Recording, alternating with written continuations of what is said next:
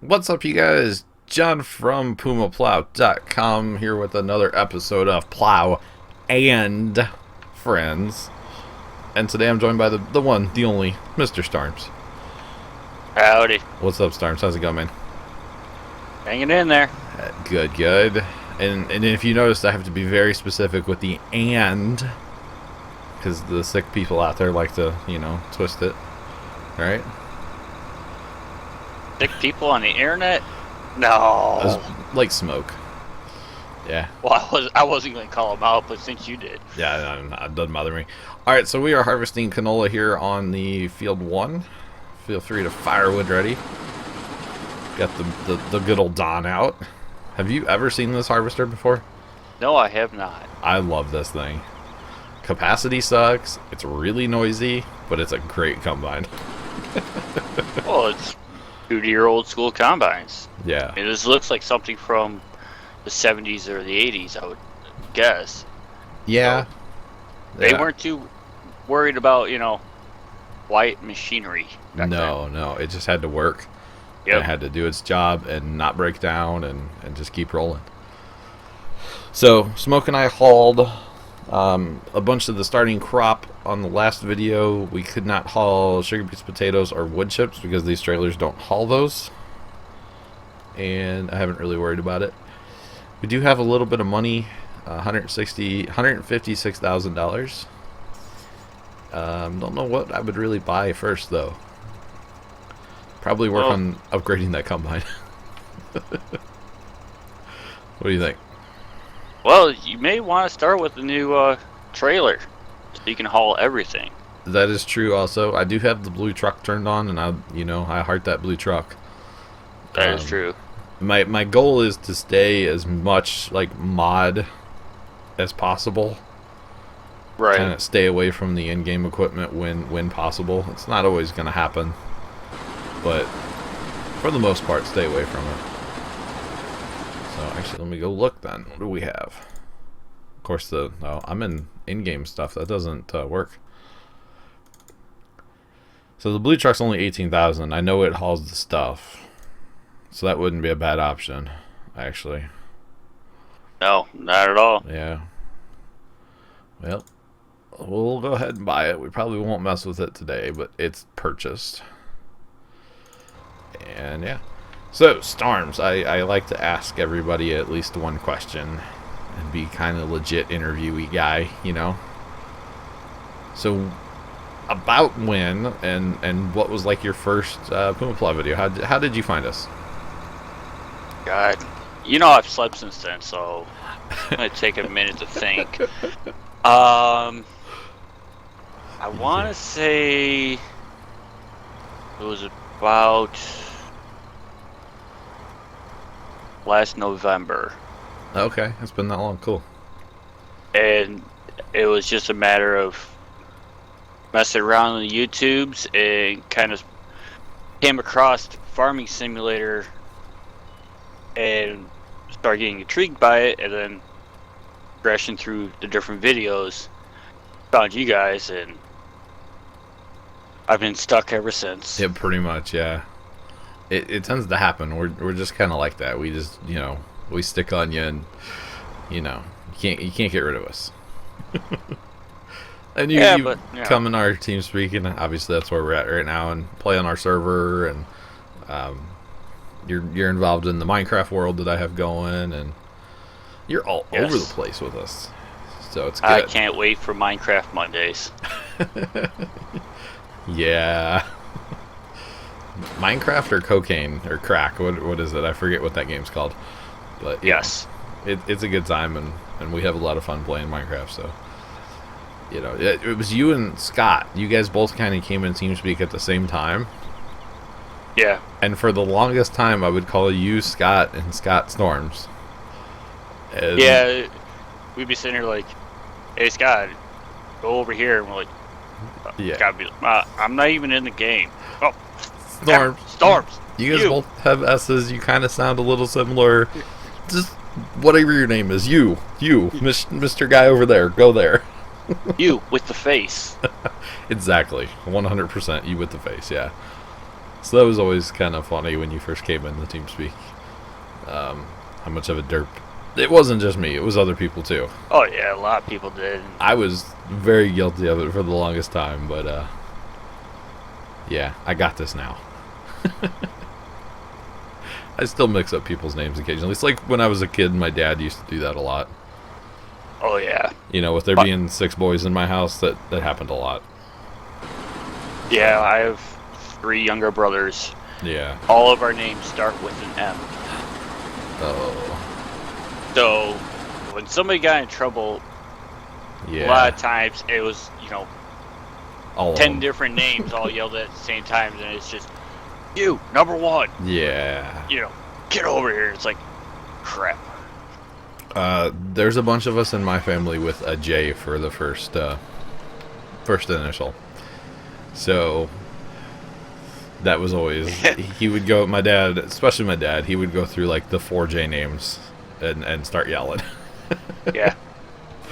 So. And whoever looked the guiltiest was the one who did it. Pretty much, yeah. So that was always a good time when Dad would be like, you, I mean that one over there. Yeah. You with the face, get over here. Exactly, with the face, the guilty face, get over here. Yep. What are you doing?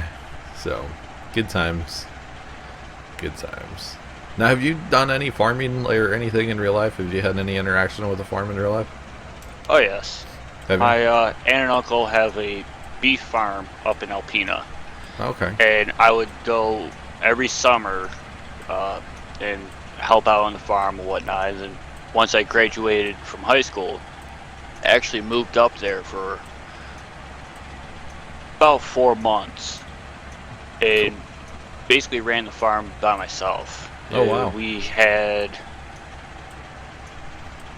65 or 70 head of cattle. I would go out, run the equipment, feed the cattle, all that fun stuff. Very nice. That's cool. I didn't actually know that. Yep. That's pretty cool. Pretty cool. They had a John Deere 3020, a little small case front end loader. I think it was case. Nice. And then a big diesel John Deere front end loader. Ooh. Yeah, Sounds like fun. Oh yeah. Had the cab and a radio and all that. Oh, Go out. Getting I was spoiled. spoiled. Yeah, say with a cab, man. Go out round bale all day, cranking up the radio and just Sounds like fun. being out by myself. Yeah, Yeah. I enjoyed it. Yeah, see, I wish, like, my grandpa quit farming in 94. Had sale, or no, he quit farming in 95, had sale in 96. And I do remember, kind of going and hanging out down at the farm. But I was a little young for a lot of it, Right. So, like, I can remember riding in my grandpa's old Gleaner combine, sitting on a wooden box that at one time was full of shotgun shells. I can remember, like, vividly, I can remember that. And that was always, like, all of us grandkids, because there was no buddy seats back then. Right. Like, the cab wasn't big enough for a buddy seat. Oh yeah, I can remember going out to the fields with my uncle and sitting on the fender of the 3020. Yeah. I remember the one time my brothers and I were up there, and I have 2 cousins there, just a little bit older than me. Okay. And so it was my uncle, my cousins, myself, and I believe one of my brothers, if not 2 of them, 2 out of 3. And we went out square baling. So my cousins and I are chucking the square bales on the wagon and whatnot, and my brothers are just kind of there. 'Cause Yeah. they want to be part of it in some way, whatever. Well, the front bolt on the wagon let loose. Uh-oh. And because all the bales were stacked at the back, which overhung, it virtually turned the hay wagon into a catapult. That doesn't sound good. I mean, At the time, it was kind of horrifying. because just as I jumped off the front to grab a bale that fell off, it went up. Oh wow. So to turn around with this bale, and all of a sudden the wagon's, 45-degree angle in the air, and my cousins and my brothers are laying on the ground. Yeah. It was kind of scary. That could be a bit of a problem. But looking back, I wish I had a video camera. I know, right? There's so many things in life past that would make great videos for YouTube. Oh, yeah. Yeah, wow. That's a crazy one, though. The small square baleen is like the worst thing on Earth. Yeah, but...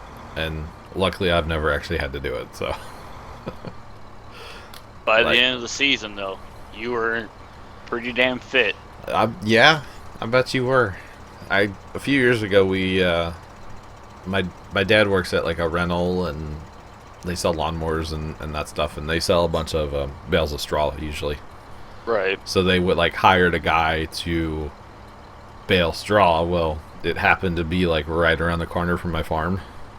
Mm-hmm. So we like took our 995 over there, and their tractor ended up breaking down, so they used our tractor on their baler. And we didn't actually help them bale, we just like stood there and watched them bale. Right. Because, we had like trucks and trailers there, so that when they would fill up a wagon, we'd pull it over there and move it all onto the trailer and then haul it to like, a storage shed somewhere. But it doesn't look like any fun at all. No.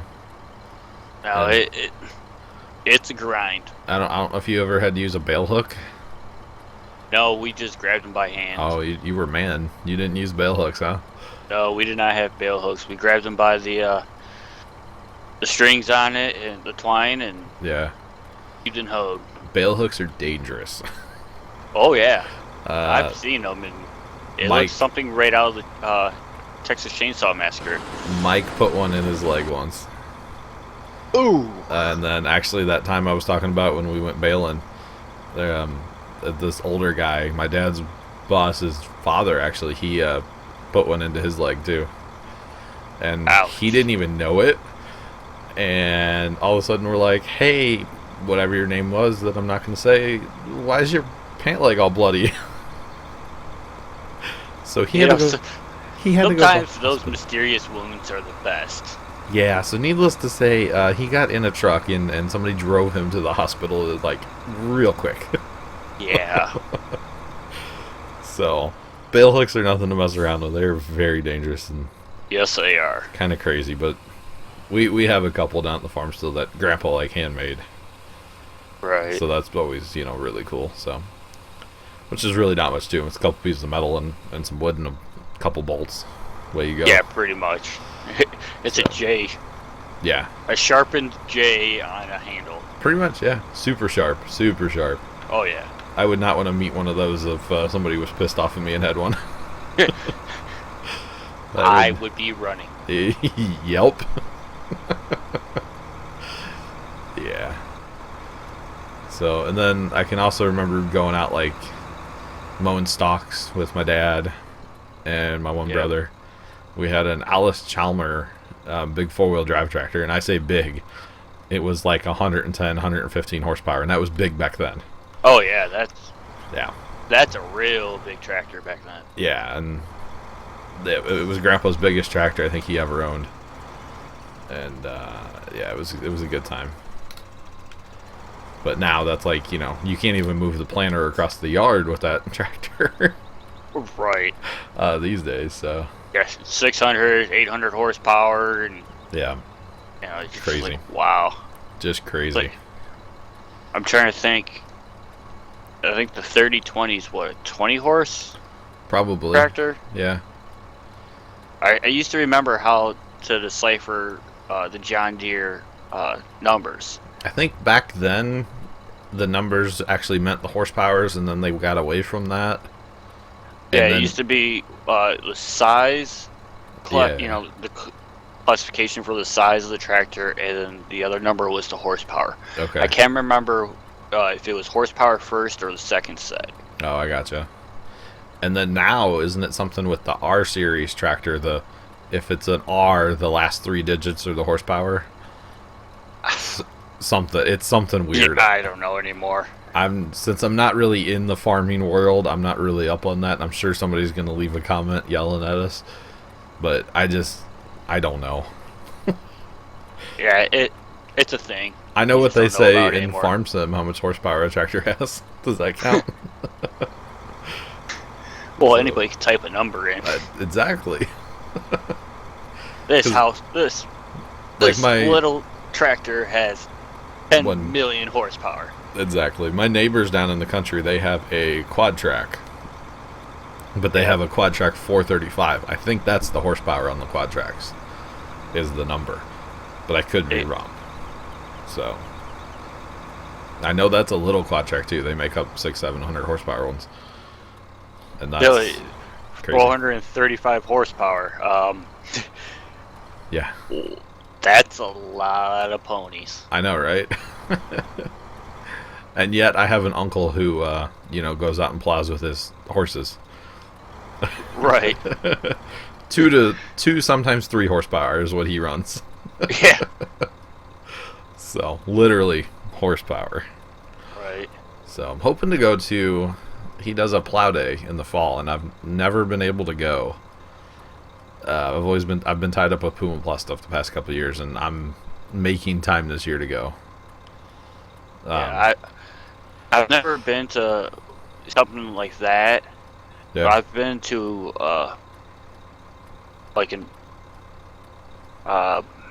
like a fair type thing where they have like demonstrations of like the old steam Yeah, powered tractors and whatnot. yeah, those are cool. It was very fascinating how they did things back then, and these Yeah. machines are still running. Oh yeah, and running like they're brand new. Yeah, it's Yeah, it's a testament to how that stuff was built back then. exactly. And actually, last year we went to a show over in Pinckneyville, Illinois. And I'm gonna try to go back again this year, but actually go on the Saturday, because that's like the big day. We went on Sunday last year, and most of the people had already packed up and started leaving. Right. But we're gonna try to go on that Saturday, and I'm gonna see if my uncle who plows with horses can come. Not necessarily bring his horses, but be there, because he knows everybody. Right. And I'm trying to get my dad to actually go take off work on a Saturday and let's go, Right. I think he'd really enjoy that. So I'm not even sure when the show is, but sometime in the summer when it's ungodly hot in the middle of Illinois, let's do it. Sounds like fun, right? Yeah, I've been wanting to go to a couple that I've seen in like neighboring counties, Yeah. and just haven't had the opportunity yet.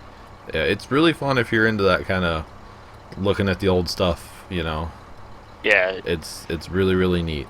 So, yeah. yeah. My biggest problem is trying to find someone to go with me. Oh, I gotcha. Yeah, and the cool thing with that Pinckneyville show, because it's so big, you can rent a golf cart and just drive around on a golf cart. Because that would be my dad's problem, is all the walking. His hip's starting to go, and Right. so if he, if we could rent a golf cart for a few bucks, let's do it, Pop. Right? So Why? that- Why walk when you can drive? Exactly.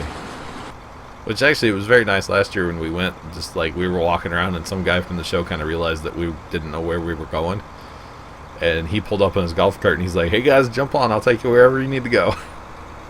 Nice. And so we ended up going and meeting somebody who like knew my uncle, and it was pretty cool. And everybody was really nice over at that show. So I'm hoping to go back again and make another cool video for YouTube. So got that drone. I like That'd be that. some pretty cool drone footage. Yeah, I would have to get permission, but I don't think it would be an issue. So Yeah, probably not, especially in this day and age when drones are showing up everywhere, and yeah, especially people who have seen some of the drone footage and realize just how awesome that footage is. yeah, They're a lot more lenient about, oh yeah, go ahead, that'd be pretty cool. sure. Yeah. Yeah, because you mess with robotics, right? Yes. You are.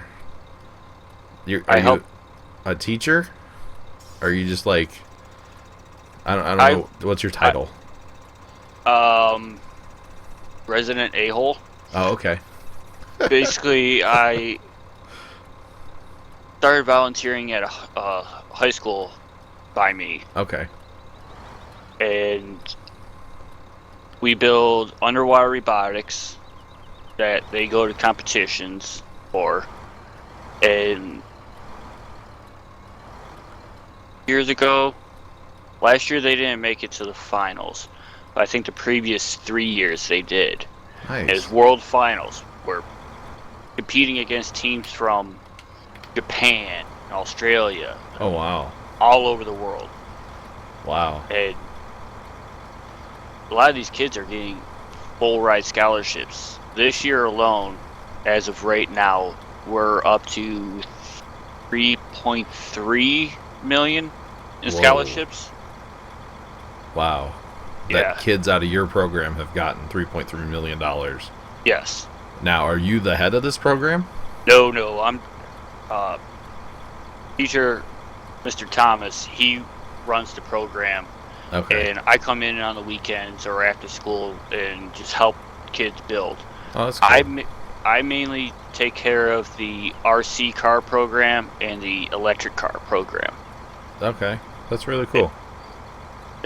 This year, because we have to have full suspension on our cars, what we did was we took one of those like 2-seater go-karts you see at like the ACO hardware or whatnot, Okay, yeah.